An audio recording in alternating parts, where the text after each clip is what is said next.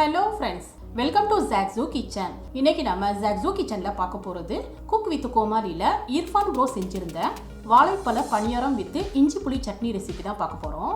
நானும் இந்த ரெசிபியை ட்ரை பண்ணி பார்த்ததுல நல்ல சாஃப்டான பணியாரத்தை இந்த இஞ்சி புளி சட்னியோட சேர்த்து சாப்பிட்றப்ப டேஸ்ட் வந்து பக்கா காம்பினேஷன்ல அடிப்பொலியா இருந்தது.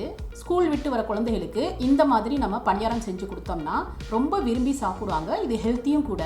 வாங்க ஃப்ரெண்ட்ஸ், டேஸ்டியான வாழைப்பழ பணியாரத்தோட இஞ்சி புளி சட்னியும் செஞ்சிடலாமா? ஃப்ரெண்ட்ஸ், இந்த வீடியோ உங்களுக்கு பிடிச்சிருந்ததுன்னா லைக் பண்ணி ஷேர் பண்ணி சப்ஸ்கிரைப் பண்ணிக்கோங்க. இந்த வீடியோ உங்களுக்கு பிடிச்சிருந்ததுன்னா வீடியோக்கு ஒரு லைக் கொடுங்க ஃப்ரெண்ட்ஸ். ஃபஸ்ட்டு இஞ்சி புளி சட்னி செஞ்சிடலாம். பேனில் 2 டீஸ்பூன் ஆயில் சேர்த்துக்கணும். இப்போ இதில் கடலைப்பருப்பு 1 டேபிள் ஸ்பூன், உளுந்து 1 டேபிள் ஸ்பூன், சிகப்பு மிளகாய் 3 பல்லு பூண்டு சேர்த்துட்டு இதை 1 நிமிஷத்துக்கு வதக்கிக்கலாம். அடுப்பை வந்து லோ ஃப்ளேம்லேயே வச்சுட்டு ஃப்ரை பண்ணிக்கணும். இப்போ இதில் 1/4 கப்பு இஞ்சி இந்த மாதிரி கட் பண்ணிவிட்டு சேர்த்துக்கிறேன். இது கூடவே ஒரு சின்ன சைஸ் புளியை சேர்த்துக்கிறேன். இப்போ இது எல்லாத்தையுமே 2 நிமிஷத்துக்கு நல்லா வறுத்துக்கலாம். இப்போ இது நல்லா வறுபட்டுருச்சு. இது ஆறுனதும் மிக்ஸி ஜாரில் சேர்த்துக்கணும்.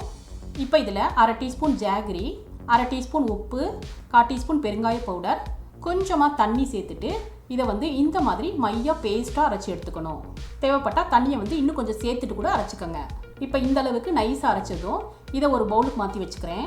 இப்போ இந்த சட்னியை வந்து தாளிச்சுக்கலாம். தாளிப்பு கரண்டியில் 1 டீஸ்பூன் ஆயில் சேர்த்துக்கிறேன். எண்ணெய் சூடானதும் 1/2 டீஸ்பூன் கடுகு, 1/2 டீஸ்பூன் உளுந்து, கொஞ்சமாக கருவேப்பிலை சேர்த்துட்டு நல்லா பொரிய வச்சுக்கணும். இப்போ இந்த தாளிப்பை வந்து நம்ம சட்னியில் சேர்த்துக்கலாம். பாருங்கள் ஃப்ரெண்ட்ஸ், நம்மளோட இஞ்சி புளி சட்னி வந்து சூப்பராக இருக்குது பாருங்கள். நம்ம இதில் புளியும் ஜாகரியும் சேர்த்து அரைச்சதுனால இதோட டேஸ்ட் வந்து சூப்பராக இருக்கும். இப்போ நெக்ஸ்ட்டு வந்து வாழைப்பழ பணியாரம் செஞ்சிடலாம். இந்த பணியாரத்தில் சேர்க்குறதுக்கு நல்ல பழுத்த வாழைப்பழமாக எடுத்துக்கோங்க. இப்போ பெரிய மிக்ஸி ஜார் எடுத்துக்கிறேன். இதில் வந்து 2 ஏலக்காய், 1/4 கப்பு தேங்காய் துருவல் சேர்த்துக்கணும். பணியாரத்துக்கு தேங்காய் சேர்த்தோம்னா டேஸ்ட் வந்து சூப்பராக இருக்கும். இப்போ இதில் ஜாகரி பவுடர் வந்து 1/4 கப்பு சேர்த்துக்கிறேன். நல்ல பழுத்த ஒரு வாழைப்பழத்தை வந்து இந்த மாதிரி கட் பண்ணி சேர்த்துக்கணும்.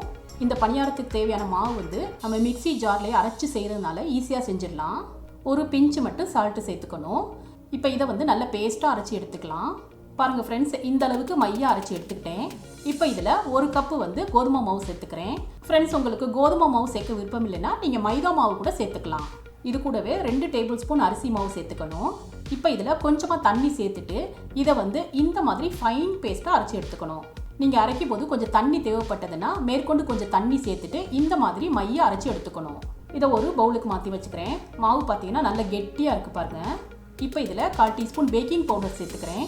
மாவு கொஞ்சம் கெட்டியாக இருக்கிறதுனால கொஞ்சமாக தண்ணி சேர்த்துட்டு நல்லா மிக்ஸ் பண்ணிக்கணும்.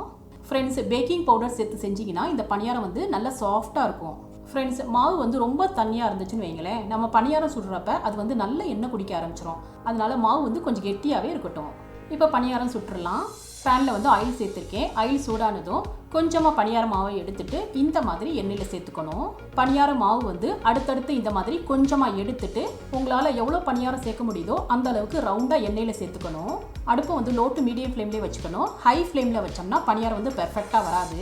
பணியாரமும் சீக்கிரமாக கருகிரும். இப்போ இது ஒரு சைடு நல்ல கலர் மாறிடுச்சு பாருங்கள். இப்போ இதை திருப்பி விட்டுக்கலாம். திருப்பி விட்டு மிதமான சூட்டில் நல்ல கோல்டன் ப்ரௌனாக ஃப்ரை பண்ணி எடுத்துக்கிறேன். இப்போ பணியாரம் பார்த்தீங்கன்னா 2 சைடும் நல்ல கோல்டன் ப்ரௌனாக ஃப்ரை ஆகிடுச்சு. இப்போ இதை எண்ணெயிலேருந்து எடுத்துடலாம்.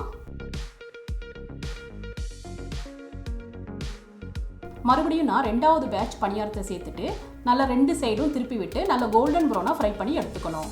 அவ்வளோதான் ஃப்ரெண்ட்ஸ், நம்மளோட சாஃப்டான வாழைப்பழ பணியாரம் வந்து சூப்பராக ரெடி ஆயிடுச்சு. இதை வந்து நம்ம ரெடி பண்ண இஞ்சி புளி சட்னியோட சேர்த்து வச்சு சாப்பிட்றப்ப டேஸ்ட் வந்து அட்டகாசமாக இருந்தது.